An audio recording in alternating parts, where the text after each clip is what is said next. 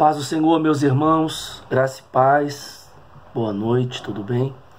Estou passando para a gente fazer juntos aqui a nossa meditação, do segundo dia da nossa campanha do Salmo 91, que nós iniciamos ontem e vamos até o dia 12 na próxima Santa Ceia.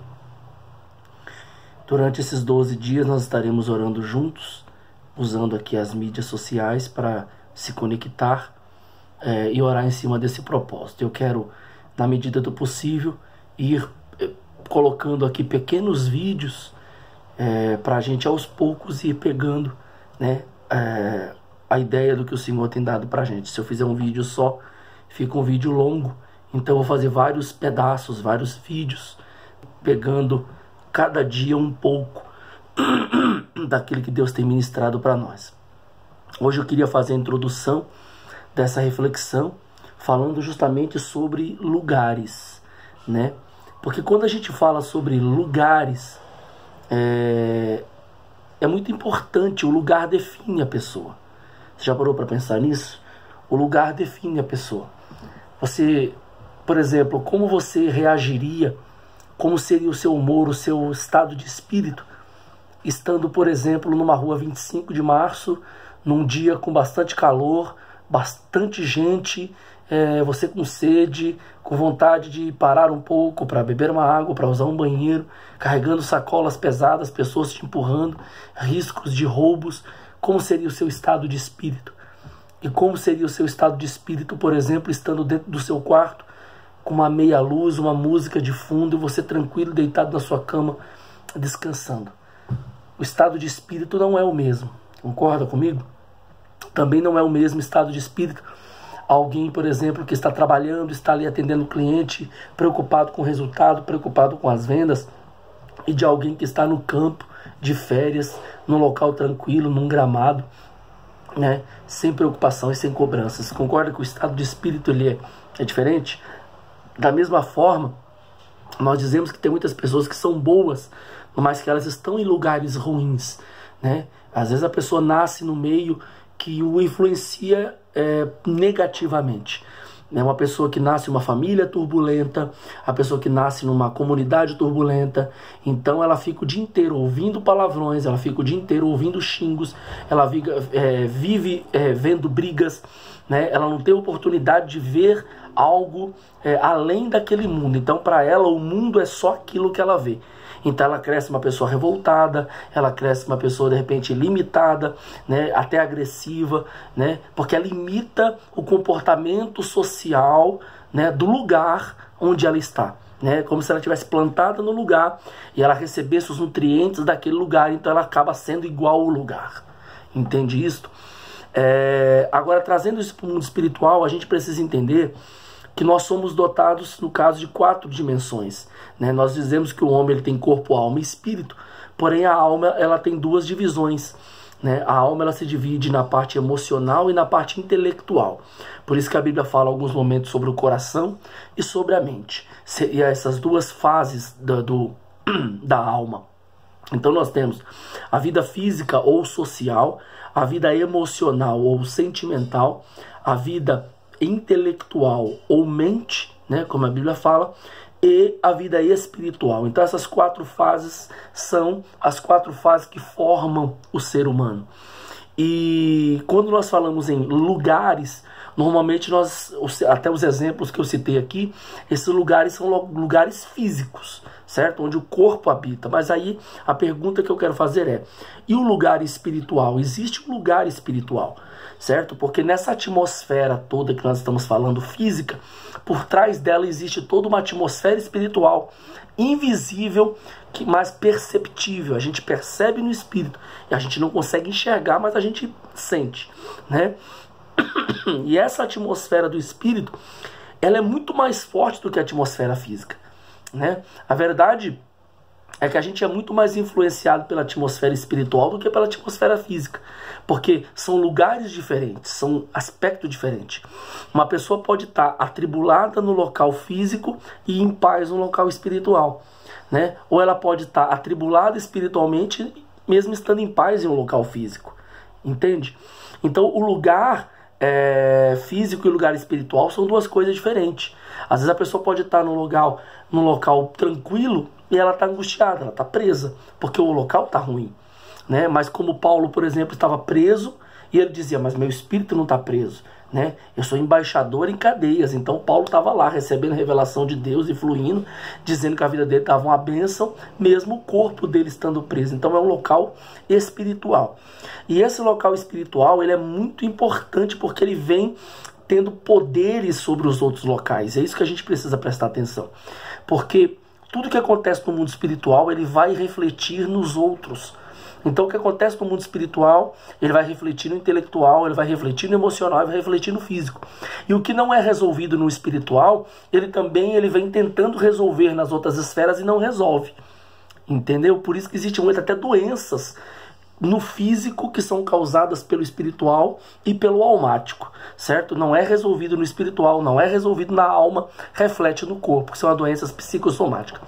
E nós nós entendemos que essa importância de trabalhar com o Espírito, porque o Espírito é o único meio de se comunicar com Deus. A Bíblia diz que Deus é Espírito, né? Então aqueles que querem se comunicar com Deus precisam também estar em Espírito, né? A Bíblia diz que sem fé não dá para agradar a Deus. Então é no Espírito que acontece a conexão com Deus. Por isso que a Bíblia fala, andeis no Espírito e não cumprireis o desejo da carne, porque a carne não pode agradar a Deus. A carne está numa dimensão física, num lugar físico. Deus está num lugar espiritual. Eu só consigo estar conectado com Deus se eu estiver num lugar espiritual, porque é no lugar espiritual que Deus está. Você pode perguntar para mim, pastor, mas e as pessoas do mundo que não têm essa percepção? Como parece que eles vivem bem? Na verdade, eles maqueiam. Porque a pessoa que não tem a conexão com Deus, o espírito dele está como que adormecido, o espírito dele está morto. Logo existe um buraco. Só que aí, no intelectual e na alma, ele tenta resolver isso com bloqueios. Esses bloqueios são autoajuda, esses bloqueios são pensamentos positivos, é aquele pensamento de dizer eu não preciso de ninguém, não dependo de ninguém, eu só preciso de mim mesmo e tal, não estou nem aí para a opinião do outro, a opinião que vai valer agora é só a minha, e ele começa a se fechar, ele começa a se bloquear.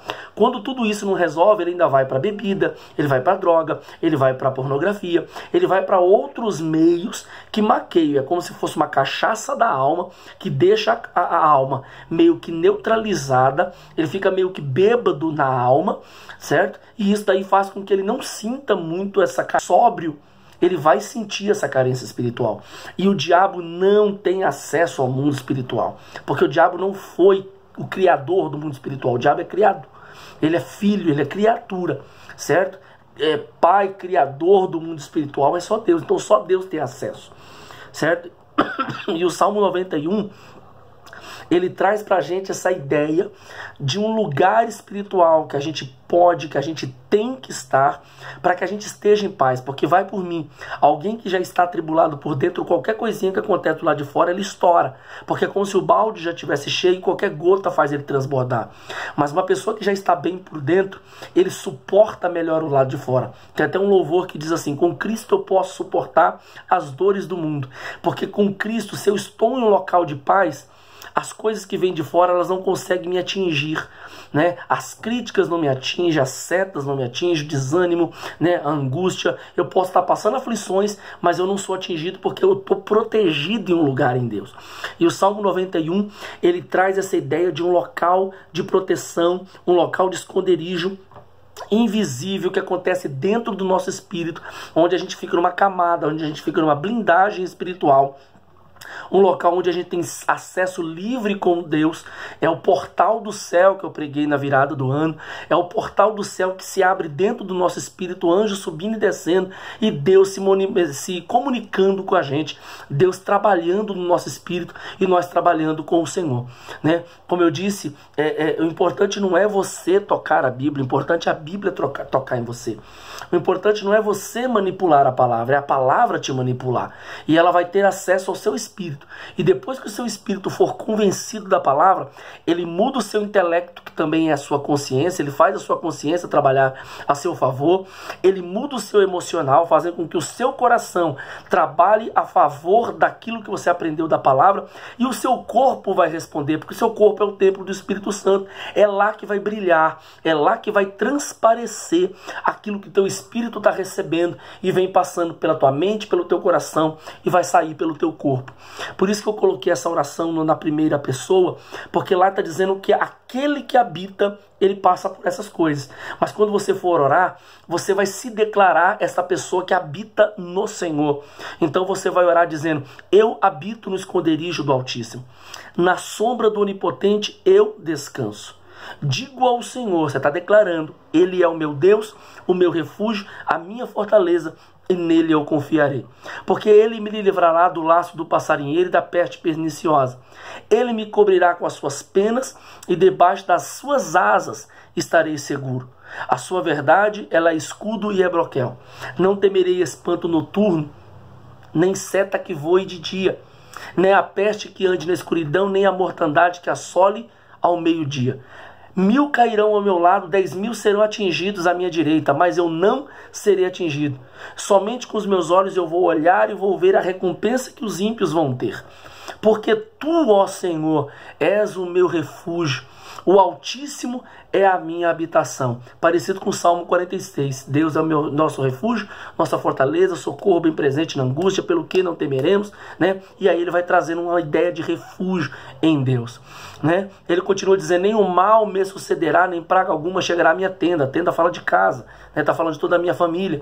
Porque ele vai dar ordem aos seus anjos ao meu respeito, para me guardar em todos os meus caminhos. Lembra da escada? A Bíblia diz que os anjos do Senhor acampam ao redor dos que o temem e os livra. Aquela pessoa que está protegida e guardada em Deus, Deus ordena anjos para poder pelejar por elas. A gente não dá ordem aos anjos. Quem dá ordem aos anjos é Deus ao nosso favor. Amém? E esses anjos vai fazer o quê? Sustentar nas suas mãos e me guardar por todos os meus caminhos para não tropeçar em nenhuma pedra. Pisarei o leão e o áspide, calcarei os pés ao filho do leão e a serpente. Pois que tão encarecidamente eu o amei, também ele me livrará. Eu vou amá-lo de todo o meu coração e quando eu precisar, ele vai me livrar. Me colocará num alto retiro. Por quê? Porque eu conheci o seu nome. Qual é o nome que me protege? O nome de Jesus. É nesse nome que eu estou protegido. Eu o invocarei, ele me responderá. Olha aí o lugar em Deus. Ele estará comigo na angústia, me livrará e eu o glorificarei. Me dará abundância de dias e me mostrará a sua salvação. Amém? Amanhã eu quero falar um pouquinho mais sobre ser igreja, né? E a missão da igreja, estar na igreja e cumprir a missão da igreja, né? Não apenas receber essa palavra de igreja, mas também transparecer igreja, como ser a igreja, né? Dentro do mundo, como a gente ser Cristo dentro do contexto. E eu continuo no Salmo 91 dentro dessa mesma ideia. Amém? Deus te abençoe. Ore com a sua família, faça um culto no seu lar, faça um momento e dentro da sua casa faça ser um lugar de Deus. Faça com que a sua residência, o seu quarto, a tua mente, o teu coração seja esta casa onde Deus habita. Porque a Bíblia diz, ele não habita em templos feitos por mão de homens.